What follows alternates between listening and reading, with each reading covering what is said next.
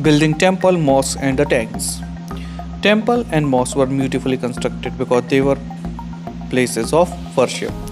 जो टेम्पल्स होते थे, मॉस्क होते थे, इन्हें बहुत ही सुंदरता के साथ बनवाया जाता था, बहुत ही ब्यूटीफुली कंस्ट्रक्ट करवाया जाता था क्योंकि ये प्लेसेस होती थी वर्शिप की। लेकिन इनके ब्यूटीफुल होने का ये एकमात्र कारण नहीं था, ये पावर, वेल्थ और डिवोशन को भी दिखाना चाहते थे। जो किंग होते थे वो अपनी ताकत को, धन को और अपने भगवान को लेकर या अल्लाह को लेकर जो उनकी भक्ति होती थी उसे भी डिमॉन्स्ट्रेट करना चाहते थे। Take the example of Rajarajeshwara temple. यहाँ पर हम एग्जाम्पल लेते हैं राजराजेश्वरा टेम्पल का। इसे बनवाया था राजा देव ने। अब यहाँ पर नोटिस करने वाली बात ये है कि यहाँ पर जो राजराजेश्वर टेम्पल को बनवाने वाले राजा देव हैं, इन दोनों के नाम काफ़ी ज़्यादा एक दूसरे से मिलते जुलते हैं। जो राजा था उन्होंने भगवान का नाम इसलिए अडॉप्ट किया क्योंकि इसे ऑस्पिशियस मतलब शुभ माना जाता था और वो अपने आप को भगवान के जैसा भी दिखलाना चाहता था।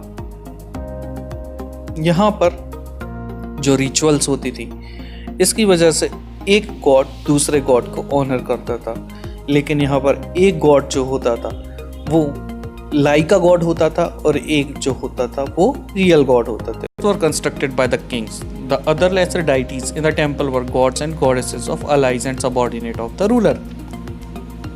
आप जानते हैं कि एक किंग अकेले नहीं बनता, उसके साथ अलाइज होते हैं और सबऑर्डिनेट होते हैं। अलाइज का मतलब जो राजा के साथ आके युद्ध लड़ते हैं और सबऑर्डिनेट जो उनके अंडर काम करते हैं।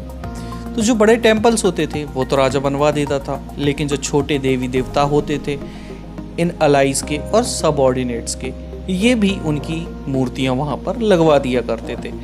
The temple was a miniature model of the world ruled by the king and his Alai.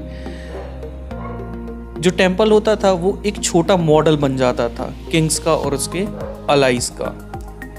As they worshipped their deities together in the royal temples, it seemed as if they brought the just rule of gods on the earth.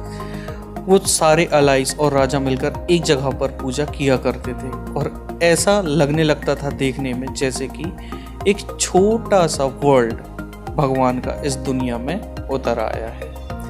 Muslim sultan and badshah did not claim to be the incarnation of the God. जो मुस्लिम सुल्तान होते थे, बादशाह होते थे, वो कभी भी खुद को इनकारनेशन ऑफ गॉड मतलब भगवान का अवतार नहीं मानते थे। लेकिन यहाँ पर पर्शियन कोर्ट्स में जो क्रॉनिकल्स लिखे गए हैं वहाँ पर सुल्तान को शैडो ऑफ गॉड बताया गया है, मतलब भगवान की परछाई बताया गया है। An inscription in the Quwwatul Islam mosque explain the God chose Alauddin as a king because he had the qualities of Moses and Solomon the great lawgivers of the past. Quwwat ul Islam में एक इंस्क्रिप्शन लिखी हुई है जहाँ पर अलाउद्दीन को बताया गया है कि वो एक किंग है जो भगवान के जैसा है क्योंकि उसके अंदर क्वालिटी है मोसेस मतलब मूसा की और सोलोमन यानी सुलेमान की, और ये इस्लाम में लॉगिवर्स थे। The greatest lawgiver and architect was God himself. उनके हिसाब से जो सबसे बड़ा लॉगिवर और आर्किटेक्ट है वो खुद भगवान है। He created the world out of the chaos and introduced order and symmetry. उन्होंने जो दुनिया बनाई थी वो केओस मतलब तबाही से दूर थी और वहाँ पर एक बहुत ही अच्छा ऑर्डर और सिमेट्री चला करती थी, वहाँ सब कुछ अच्छे से चला करता था। As each new dynasty came to power, जैसे ही एक नई डायनेस्टी पावर में आती थी, जो किंग होते थे वो एम्फसाइज करते थे कि उनका मोरल राइट रूलर होने का एक्सेप्ट कर लिया जाए। वो नई नई प्लेसेस ऑफ वर्शिप कंस्ट्रक्ट करवाया करते थे और वो ऐसा शो करने की कोशिश किया करते थे कि उनका क्लोज रिलेशनशिप है भगवान के साथ। और क्या होता था कि जैसे नई डायनेस्टी आती थी उस वक्त पॉलिटिकल इनस्टेबिलिटी होती थी, लेकिन ऐसा करके वो लोगों के बीच एक मोरल सपोर्ट गेन कर लेते थे और प्रोक्लेम कर लेते थे, दिखला देते थे कि उनकी क्लोज रिलेशनशिप है किसके साथ, भगवान के साथ।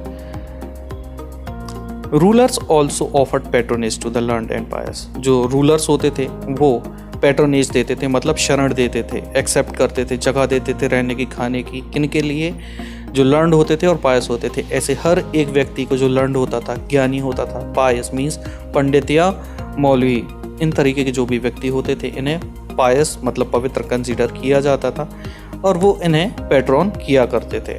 इसी के साथ साथ वो अपनी जो कैपिटल है उसे ट्रांसफॉर्म करने की कोशिश किया करते थे और अपनी कैपिटल को वो एक कल्चरल सेंटर बनाने की पूरी कोशिश किया करते थे।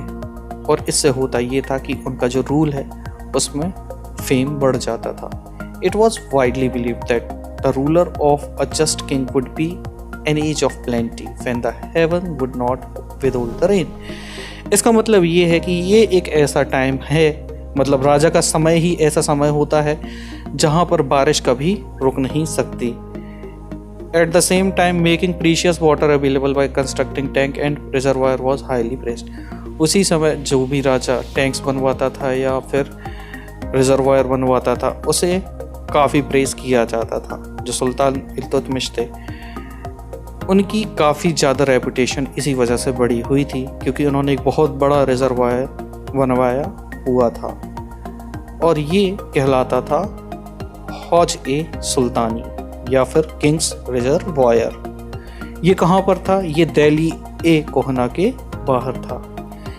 There is a place name Delhi e Kohna. वहाँ पर जो सुल्तान इल्तुतमिश है उन्होंने एक रिजर्वायर बनाया था जिसे हौज ए सुल्तानी कहा जाता था या फिर किंग्स रिजर्वायर कहा जाता था। Rulers often constructed tanks and reservoir big and small for use by ordinary people. और इसी तरह से जो रूलर्स होते थे वो छोटे बड़े टैंक बनवाते रहते थे ताकि लोग उसे यूज करते रह सकें।